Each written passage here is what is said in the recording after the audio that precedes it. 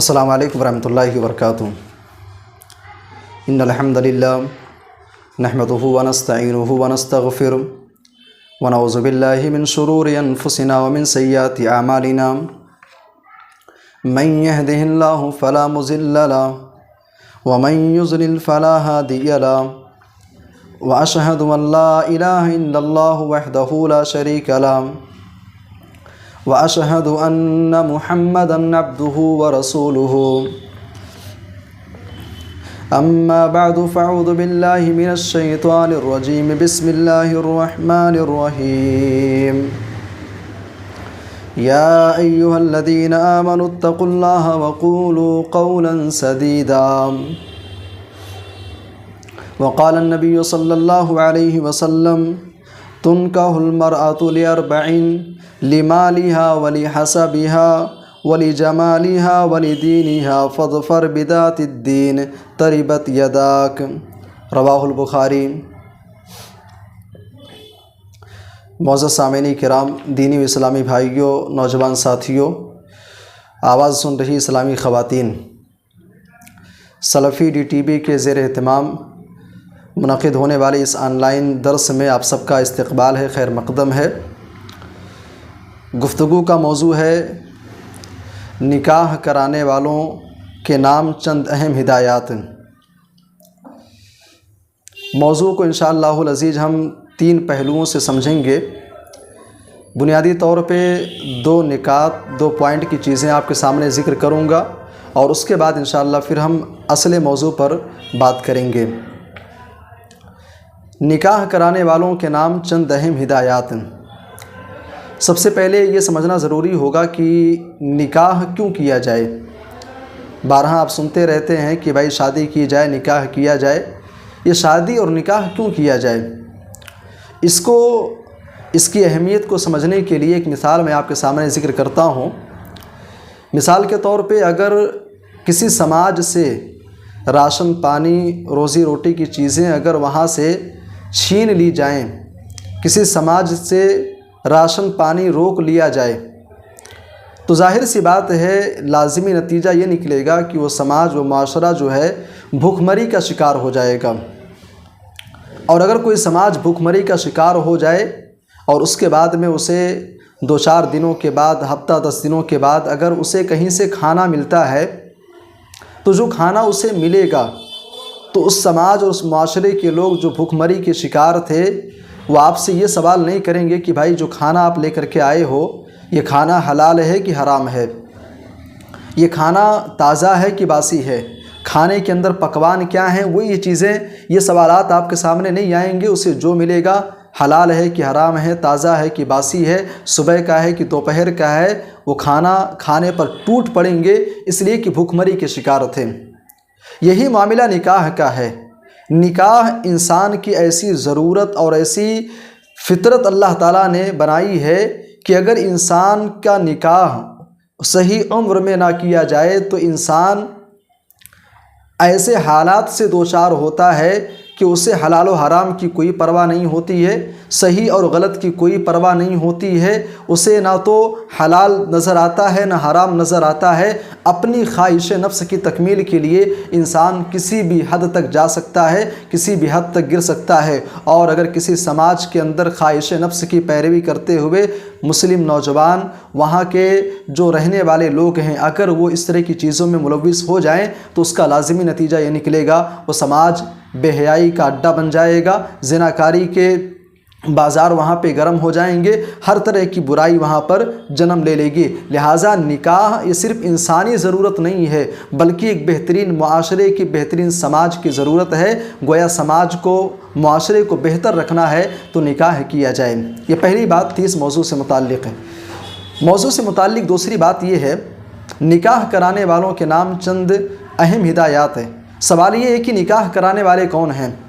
سماج کے اندر جو رشتہ ہوتا ہے، جو بھی نکاح ہوتا ہے، اس کو کرانے والے، اس کو پائے تکمیل تک پہنچانے والے بنیادی طور پہ 3 طرح کے لوگ ہوتے ہیں۔ نمبر 1، کسی لڑکے یا لڑکی کا رشتہ ہوتا ہے تو رشتہ کرانے میں والدین کا کردار ہوتا ہے۔ ماں باپ مین رول ادا کرتے ہیں، مین کردار ادا کرتے ہیں، جس سے رشتہ پائے تکمیل کو پہنچتا ہے۔ کسی بھی رشتے کو جڑوانے میں دوسرا کردار جن کا ہوتا ہے وہ عام طور سے قریبی رشتہ دار ہوتے ہیں۔ ایک انسان جس کے پاس بیٹی ہے یا ایک ایسا انسان جس کے پاس لڑکا ہے، وہ رشتے کی تلاش میں ہوتا ہے تو اپنے رشتہ داروں سے، اپنے دوست و احباب سے، اپنے قریبی لوگوں سے وہ کہتا ہے کہ بھائی ذرا کوئی مناسب رشتہ ہو تو ذرا بتانا۔ تو یہ دوسرا کردار ہوتا ہے قریبی رشتہ داروں کا۔ اور اس کے بعد میں تیسرا کردار سماج کے اندر رشتہ کرانے میں جس کا ہوتا ہے وہ مخصوص قسم کے لوگ ہوتے ہیں جن کو شریعت نے وکیل کہا ہے۔ سماج کے اندر ایسے بہت سارے لوگ ہمارے سماج میں رہتے ہیں جن کا کام ہی یہی ہوتا ہے، جو رشتہ کراتے ہیں، جو رشتہ لگواتے ہیں، لڑکیوں کا لڑکوں کا رشتہ لگواتے ہیں۔ یہ تیسری ذات ہوتی ہے، تیسرا کردار ہوتا ہے کسی بھی نکاح کو اس کے انجام تک پہنچانے میں۔ تو تین قسم کے لوگ ہیں جو رشتہ کراتے ہیں، جو نکاح کراتے ہیں۔ اب ان کے نام شریعت کے اندر کیا ہدایات، ان کے نام شریعت نے کیا پیغام دیا ہے؟ ان تینوں کے نام، والدین کے نام، قریبی رشتہ داروں کے نام یا پھر عام وکیل کے نام جو رشتہ کراتے ہیں، ان کے لیے قرآن و سنت کے اندر کیا گائیڈ لائن اور کون کون سی ہدایات کی گئی ہیں، آئیے اختصار کے ساتھ ان ہدایات پر گفتگو کرتے ہیں۔ اگر کوئی انسان رشتہ کرانے والا ہے تو اس کے نام شریعت کا جو سب سے پہلی جو گائیڈ لائن اور سب سے پہلی جو ہدایت ہے وہ ہدایت یہ ہے کہ بھائی دینداری کو ترجیح دیں۔ آپ کسی سے رشتہ کروا رہے ہیں، چاہے آپ ماں کی حیثیت سے ہوں، چاہے باپ کی حیثیت سے ہوں، چاہے دوست کی حیثیت سے ہوں، چاہے آپ قریبی رشتہ دار کی حیثیت سے ہوں، آپ کا کردار کچھ بھی ہو، آپ اگر کسی کا رشتہ کروا رہے ہیں تو سب سے بنیادی چیز یہ ہے جب آپ رشتہ کرائیں تو آپ دینداری کو ترجیح دیجئے۔ اگر کسی نے آپ سے آ کر کے کہا کہ بھائی میری بچی کے لیے آپ ذرا کوئی رشتہ تلاش کر کے بتانا، میری بچی کے لیے کوئی مناسب لڑکا آپ دیکھ کر کے بتانا، تو مناسب لڑکا دیکھ کر کے جو بتانے کی بات ہے تو ایسی صورت میں آپ کو دینداری دیکھنی ہے، آپ کو دیندار لڑکے کی تلاش کرنی ہے۔ اللہ کے نبی صلی اللہ علیہ وسلم، صحیح بخاری کی مشہور روایت، اللہ کے نبی صلی اللہ علیہ وسلم کہتے ہیں تنکح المرأۃ لاربعین، اللہ کے نبی نے فرمایا کہ ایک عورت سے شادی جو ہے 4 چیزوں کی بنیاد پر کی جاتی ہے۔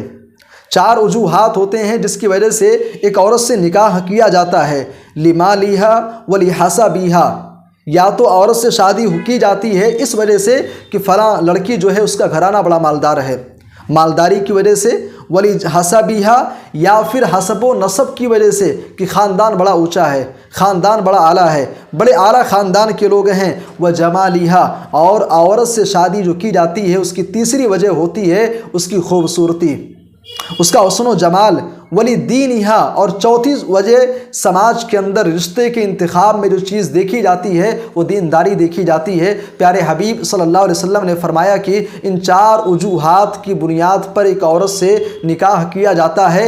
فاظفر بذات الدین، اللہ کے نبی صلی اللہ علیہ وسلم نے فرمایا کہ دیندار عورت کا انتخاب کر کے تم کامیابی حاصل کر لو، دیندار عورت کا انتخاب کیا جائے۔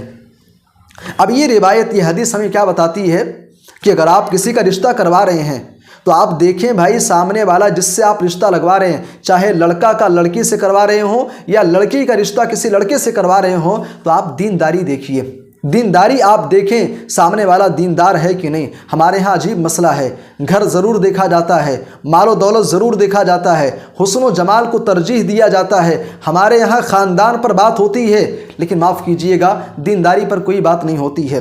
رشتے ہوتے ہیں، بات کیا ہوتی ہے بھائی لڑکا کتنا کما رہا ہے، بات کیا ہوتی ہے بھائی کہ فلاں کے پاس زمینیں کتنی ہیں، اس کے پاس گھر کتنا ہے، زمین کتنی ہے، مکان کتنے منزلے کا ہے، لڑکا کماتا کیا ہے، خاندان کون سا ہے، ذات کون سا اس کا، برادری کیا ہے، کاسٹ اس کا کیا ہے بھائی، وہ کہیں خان ہے کہ پٹھان ہے، وہ آخر اس کی برادری ہے کیا، ناؤ ہے کہ تیلی ہے، برادری کیا ہے، انصاری ہے، کیا ہے وہ۔ ہم برادری پر بات کرتے ہیں بھائی، پیسے پر بات کرتے ہیں، ساری چیزوں پر بات ہوتی ہے، لیکن افسوس دینداری پر بات نہیں ہوتی ہے، جس پر اللہ کے نبی صلی اللہ علیہ وسلم نے خصوصی طور پہ توجہ دلائی ہے کہ اگر آپ رشتہ کرا رہے ہیں، رشتہ کر رہے ہیں تو آپ دینداری پر نظر رکھیں، دینداری کیسی ہے، دیندار ہے کہ نہیں۔ ہم یہ سوال نہیں کرتے ہیں لڑکی نماز پڑھتی ہے کہ نہیں پڑھتی ہے، لڑکے سے یہ سوال نہیں ہوتا ہے کہ بھائی عصر کے ٹائم آئے ہو ظہر کی نماز پڑھے کہ نہیں پڑھے، عصر کی پڑھے کہ نہیں پڑھے، صبح کے ٹائم آئے فجر کی نماز پڑھے ہو کہ نہیں پڑھے ہو، اس پر کوئی سوال نہیں ہوتا ہے۔ تو یہ پہلی ہدایت، پہلی گائیڈ لائن ہے اسلام کی، قرآن و سنت کی رشتہ کرانے والوں کے نام، کہ جب آپ رشتہ کرائیں تو دیندار لڑکے یا دیندار لڑکی کی جانب آپ رہنمائی کریں اور ان کی جانب آپ مشورہ دیں۔ پہلی گائیڈ لائن اسلام کی۔ دوسری گائیڈ لائن، اگر کوئی انسان رشتہ کرا رہا ہے، اس کا کردار، اس کا رول کچھ بھی ہو، دوسری گائیڈ لائن یہ ہے کہ سچائی اور امانت داری کو اپنائیں۔ آپ رشتہ کرا رہے ہیں بھائی، نکاح کرانے والے ہیں، تو آپ سچائی کو اختیار کریے، آپ امانت داری کو اختیار کیجئے۔ اگر آپ کے پاس کوئی آ کر کے کہتا ہے کہ بھائی ہمارے بچے کے لیے ذرا رشتہ بتانا، تو آپ ایسی صورت میں آپ کا کردار یہ ہونا چاہیے کہ ٹھیک ہے آپ کی نظر میں لڑکیاں ہیں، کئی لوگوں نے آپ سے کہہ رکھا لڑکی آپ کی نظر میں ہے، لیکن آپ ایسی صورت میں امانت داری کو اختیار کریں۔ امانت داری کیا ہے؟ سچائی کیا ہے؟ امانت داری یہ ہے، سچائی یہ ہے، سامنے والا کہہ رہا ہے کہ ہمیں دیندار لڑکی چاہیے، اور آپ لا کر کے ایسی لڑکی کو اس کے سر پر ڈال دے رہے ہیں جس کے ہاں دین کا کوئی تصور ہی نہیں ہے۔ لڑکی والے نے کہا کہ ہمیں لڑکا دیندار چاہیے، اور آپ نے ایک ایسے گھرانے سے تعلق جوڑ دیا ہے جس کے ہاں دین کا، اسلام کا کوئی نام لیبا ہے ہی نہیں، کوئی تصور ہی نہیں ہے، اور آپ جا کر کے جھوٹ موٹ کی کہانی سناتے ہیں کہ ماشاءاللہ لڑکا بڑا اچھا ہے، گھرانہ بڑا اچھا ہے، لوگ بڑے اچھے ہیں، بڑے نیک لوگ ہیں۔ اللہ کے نبی صلی اللہ علیہ وسلم کے دور میں ایک صحابیہ تھیں، فاطمہ بنت قیس رضی اللہ عنہا۔ فاطمہ بنت قیس رضی اللہ عنہا کو ان کے شوہر نے طلاق دے دیا۔ طلاق ملنے کے بعد وہ عدت گزارتی ہیں، عدت ختم ہوتی ہے، اللہ کے نبی صلی اللہ علیہ وسلم کے پاس آتی ہیں اور کہتے ہیں کہ یا رسول اللہ، میرے پاس کچھ رشتے آئے ہیں، کچھ لوگ رشتہ لے کر کے آئے ہیں، اے اللہ کے نبی صلی اللہ علیہ وسلم میں ان میں سے کون سا رشتہ اختیار کروں؟ 3 صحابہ کرام پیغام بھیجے تھے نکاح کا، اللہ کے نبی صلی اللہ علیہ وسلم نے کھل کر کے بیان کر دیا۔ آپ نے فرمایا کہ دیکھو اے فاطمہ بنت قیس، اگر ان سے آپ شادی کرتے ہو تو ان کا معاملہ ایسا ہے، ان سے شادی کرتے ہو تو ان کا معاملہ ایسا ہے، ان سے آپ شادی کرتے ہو تو ان کا معاملہ ایسا ہے۔ تینوں صحابہ کرام کے بارے میں جو جانکاری اللہ کے نبی کے پاس تھی، پیارے نبی صلی اللہ علیہ وسلم نے کچھ بھی نہیں چھپایا، کچھ نہیں چھپایا، کھل کر کے آپ نے بیان کر دیا کہ دیکھو ان کے اندر یہ خامی ہے، اگر شادی کرو گے تو پھر آگے آپ سوچ لینا، ان کے اندر یہ کمی ہے، ان کے اندر یہ خرابی ہے۔ اللہ کے نبی صلی اللہ علیہ وسلم اس موقع پر ایک رشتہ کرا رہے ہیں، مشورہ دے رہے ہیں، لہٰذا اگر آپ سے کوئی سوال کرے تو آپ چاہیے کہ آپ امانت داری سے کام لیں، سچائی سے کام لیں، بے ایمانی نہیں، جھوٹ مکر و فریب نہیں، جو سچائی ہے، جو حقیقت آپ اس کو بیان کریں۔ اللہ کے نبی صلی اللہ علیہ وسلم فاطمہ بنت قیس سے کہتے ہیں کہ فاطمہ بنت قیس، اگر آپ شادی کرنا ہی چاہتی ہو تو ایسا کرو، آپ اسامہ ابن زید سے آپ شادی کر لو، اسامہ ابن زید سے شادی کر لو۔ فاطمہ بنت قیس رضی اللہ عنہ کہتے ہیں کہ جب اللہ کے نبی نے یہ کہا تو مجھے یہ بات تھوڑی سی ناگوار گزری۔ اسامہ ابن زید سے شادی کرنا میرا میلان ان کی طرف نہیں تھا، میں نے اس بات کو ناپسند کیا، لیکن کہتی ہیں کہ اللہ کے نبی صلی اللہ علیہ وسلم کا جو مشورہ تھا اس مشورے پر لیکن میں نے عمل کر لیا، اور عمل کرنے کے بعد میں فاطمہ بنت قیس رضی اللہ عنہ کہتی ہیں کہ فجعل اللہ فیہ خیرا، اللہ تعالیٰ نے اسامہ ابن زید رضی اللہ عنہ کی زندگی کے اندر ایسا خیر اور ایسی بھلائی اللہ تعالیٰ نے رکھ دی تھی۔ فاطمہ بنت قیس رضی اللہ عنہ کہتی ہیں مجھے اس بات پر فخر ہوتا تھا، میں اور دیگر عورتوں پر رشک کیا کرتی تھی کہ میرے شوہر جو ہیں اسامہ ابن زید رضی اللہ عنہ ہیں۔ تو یہ دوسرا پیغام ہے، دوسری گائیڈ لائن ہے نکاح کرانے والوں کے نام کہ آپ سچائی کا مظاہرہ کریں، امانت داری کا مظاہرہ کریں، جھوٹ بول کر کے رشتے مت کروائیے۔ اسی طریقے سے رشتہ کرانے والوں کے نام، نکاح کرانے والوں کے نام تیسرا پیغام، اگر آپ نکاح کرا رہے ہیں بھائی تو تیسری گائیڈ لائن اسلام کی یہ ہے کہ لڑکے اور لڑکی کی رضامندی ضرور دیکھ لیں۔ لڑکے اور لڑکی کی رضامندی آپ دیکھ لیں۔ آپ ماں کی حیثیت سے رشتہ کرا رہی ہیں، باپ کی حیثیت سے رشتہ آپ کرا رہی ہیں، لڑکے کو آپ نے دیکھ لیا، لڑکا ٹھیک ٹھاک ہے، گھرانہ ٹھیک ٹھاک ہے، ساری چیزیں آپ نے دیکھ لی، لیکن آپ کے گھر کے اندر آپ کی بچی موجود ہے، کیا آپ نے اپنی لڑکی سے پوچھا کہ تم کو لڑکا پسند ہے کہ نہیں پسند ہے؟ آپ نے سوال کیا کہ نہیں کیا؟ ہمارے سماج کا ایک بڑا المیہ یہ ہے، شادی کے بعد لوگ شکایت کرتے ہیں کہ رشتہ ٹوٹ گیا، طلاق ہو گئی، رشتہ صحیح سے میاں بیوی کے درمیان بن نہیں رہی ہے۔ کیوں نہیں بن رہی ہے بھائی؟ اس میں کہیں نہ کہیں بنیادی وجہ جو سماج کے اندر دیکھی جاتی ہے کہ لڑکے سے تو خوب سوال کیے جاتے ہیں، لڑکی پسند ہے کہ نہیں؟ ہاں پسند ہے، نہیں پسند ہے، 50 رشتے، سینکڑوں رشتے دیکھے جاتے ہیں، اور لیکن جب لڑکی کی بات آتی ہے لڑکی سے اجازت نہیں لیتے ہیں، اس کی رضامندی پر دھیان نہیں جاتا ہے ہمارا. ہاں، کیسی بھی ہو تم کو شادی کرنا ہے، کیسا بھی ہو شادی کرنی ہے تو کرنی ہے. ماں باپ ڈن کر دیتے ہیں، لڑکی سے سوال نہیں کرتے ہیں. یاد رکھیے یہ اسلام کے اصولوں کے خلاف ہے. اللہ کے نبی صلی اللہ علیہ وسلم کی زوجہ محترمہ اما عائشہ رضی اللہ عنہا کہتی ہیں کہ اللہ کے نبی صلی اللہ علیہ وسلم نے فرمایا البکر تستاذن، باکرہ عورت ایسی لڑکی جو کنواری ہے، کنواری لڑکی سے پیارے نبی صلی اللہ علیہ وسلم کہتے ہیں کہ اس سے اجازت لی جائے گی. جب شادی کرنے کی بات آئے گی تو کنواری لڑکی سے اجازت طلب کی جائے گی. اما عائشہ رضی اللہ عنہا کہتی ہیں یا رسول اللہ، ایک باکرہ لڑکی جو ہے، کنواری لڑکی بڑی شرمیلی ہوتی ہے، وہ بہت شرماتی ہے. اللہ کے نبی صلی اللہ علیہ وسلم نے فرمایا کہ اے عائشہ اذنھا سماتھا، ایسی لڑکی کی اجازت یہ ہے اس کی خاموشی. اس سے آپ سوال کریں، اس سے بات کریں، رضامندی ملنے کے بعد اس کے بعد رشتے کرائیں. اس کا فائدہ یہ ہوگا، رضامندی کے ساتھ اگر شادی ہوگی تو آگے چل کر کے رشتہ دور تک چلے گا. رضامندی نہیں ہوگی تو زبردستی کا رشتہ جو ہے 2-4 دن، سال بھر، 2 سال چلے گا، بالآخر نتیجہ اس کا بہت ہی خراب نکلے گا. تو یہ تیسری گائیڈ لائن ہے اسلام کی، قرآن و سنت کی، نکاح کرانے والوں کے نام کہ لڑکے اور لڑکی کی رضامندی آپ ضرور دیکھ لیا کریں.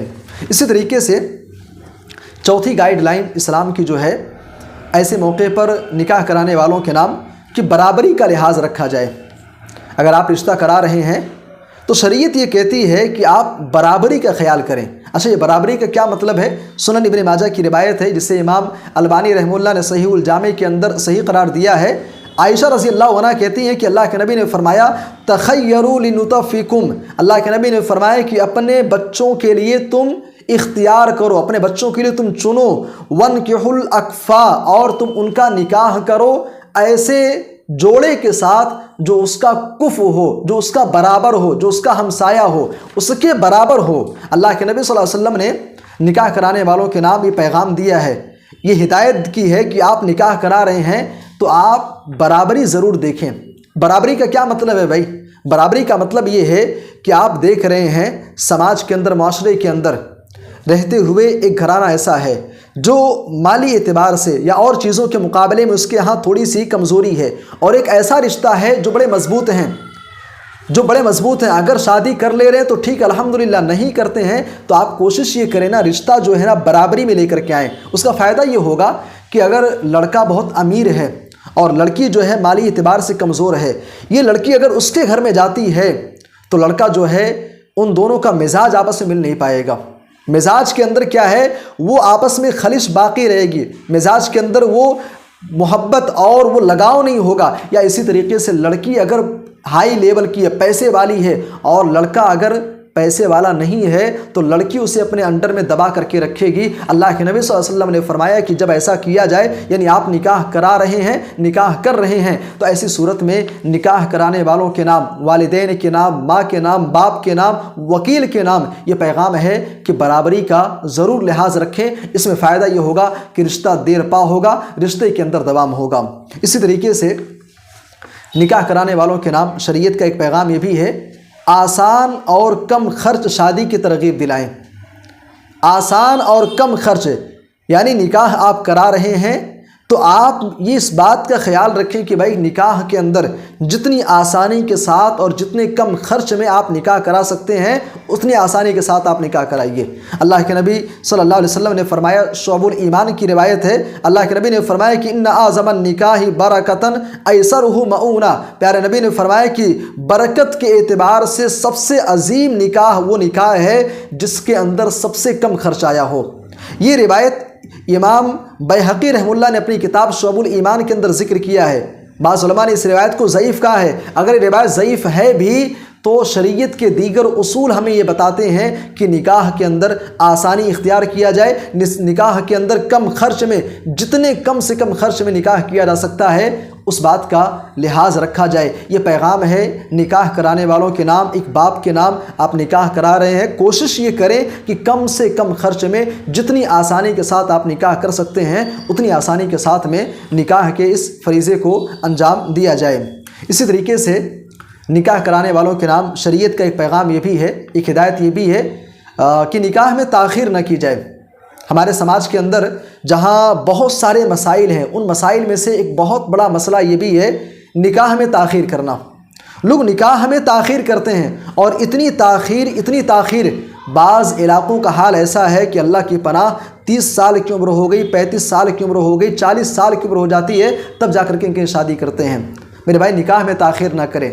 شروعات میں نے تمہید کے طور پہ ایک بات کہی تھی کہ نکاح جو ہے یہ انسان کی ضرورت ہے، اور ایسی ضرورت ہے کہ جیسے انسان کو کھانا اور پانی چاہیے، اگر انسان کو کھانا اور پانی نہ ملے انسان تڑپے گا، انسان کو اگر حلال طریقے سے روزی نہ ملے، کھانا نہ ملے، وہ حرام کی راہ کو اختیار کر لے گا۔ اسی طریقے سے نکاح بھی انسانی ضرورت ہے، انسانی فطرت کا تقاضا ہے کہ نکاح کیا جائے۔ اگر ٹائم پر نکاح نہیں ہوگا تو انسان حرام کے راستے اختیار کرے گا، لہٰذا نکاح میں تاخیر نہ کی جائے، یہ اسلام کی گائیڈ لائن ہے۔ اللہ کے نبی صلی اللہ علیہ وسلم کہتے ہیں، علی بن ابی طالب رضی اللہ عنہ حدیث کے راوی ہیں، پیارے نبی صلی اللہ علیہ وسلم نے فرمایا، اے علی ثلاث لا تؤخرها، اے علی 3 چیزیں ایسی ہیں جن میں تاخیر مت کیا کرو، 3 چیزوں میں تاخیر مت کرو۔ 3 چیزیں کون سی ہیں؟ نمبر 1 الصلاۃ اذا آنت، جب نماز کا ٹائم ہو جائے تو نماز میں تاخیر مت کرو۔ والجنازۃ اذا حضرت، جنازہ حاضر ہو جائے تو اس کو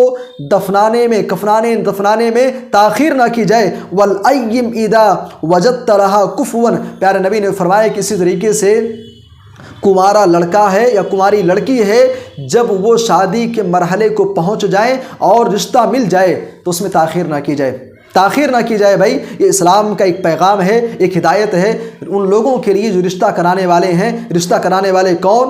رشتہ کرانے والی ماں ہے، رشتہ کرانے والا باپ ہے، رشتہ کرانے والا بھائی ہے، ان کے نام یہ پیغام ہے کہ آپ تاخیر نہ کریں۔ اسی طریقے سے نکاح کرانے والوں کے نام اسلام کی جہاں بہت ساری ہدایات ہیں، ایک ہدایت اور ہے۔ اسلام یہ کہتا ہے کہ آپ نکاح کرانے والے ہیں تو آپ فقیری کا خوف نہ کھائیں، آپ فقر و فاقہ کا خوف نہ کھائیں۔ آپ اس بات کی چنتا مت کریں کہ بھائی شادی کریں گے کہاں سے کریں گے، پیسے کے مسائل کو لے کر کے، شادی کے بعد ان کا گزر بسر کیسے ہوگا۔ فقر و فاقہ، غربت اور غریبی کا آپ رونا مت روئیں، اس کا ڈر اپنے ذہن و دماغ سے آپ نکال دیں۔ قرآن کریم کہتا ہے وَأَنكِحُوا الْأَيَامَ مِنكُمْ، قرآن کہتا ہے کہ وَأَنكِحُوا الْأَيَامَ مِنكُمْ وَالصَّالِحِينَ مِنْ عِبَادِكُمْ وَإِمَائِكُمْ، قرآن کہتا ہے تمہارے پاس جو کنوارے لڑکے ہیں یا لڑکیاں ہیں اور تمہارے جو غلام ہیں، اگر وہ نکاح کی عمر کو پہنچ گئے ہوں تو تم ان کا نکاح کر دو۔ اور اللہ فرماتا ہے اِن یکونوا فقراء یغنیہم اللہ من فضلہ، اگر یہ فقیر ہیں، محتاج ہیں تو اس کی چنتا تم مت کرو، روزی روٹی ہمارے ذمے ہے، روزی روٹی کا انتظام ہم کریں گے، ٹینشن لینے کی ضرورت تم کو نہیں ہے۔ لہٰذا نکاح کی تاخیر ہونے میں جہاں کئی ساری رکاوٹیں پیش آتی ہیں، ایک رکاوٹ یہ بھی ہوتی ہے، لوگ کہتے ہیں کہ بھائی لڑکا سیٹ ہو جائے، کہیں اچھی جاب لگ جائے، کہیں اچھی طریقے سے کہیں مکان بنا لے، بزنس کاروبار کچھ اسٹارٹ کر لے، اس کے بعد میں ہم نکاح کریں گے۔ یاد رکھیے یہ اسلام کی ہدایات اور اس کی تعلیم کے خلاف ہے۔ اسلام کہتا ہے شادی کی عمر کو لڑکا پہنچ گیا ہے، لڑکی پہنچ گئی ہے، اس کی شادی کر دی جائے۔ بلکہ ایک روایت میں اللہ کے نبی صلی اللہ علیہ وسلم نے تو یہاں تک فرمایا کہ 3 قسم کے لوگ ایسے ہیں جن کے ساتھ میں اللہ تبارک و تعالیٰ کی نصرت، اللہ کی تائید ان کے ساتھ میں رہتی ہے۔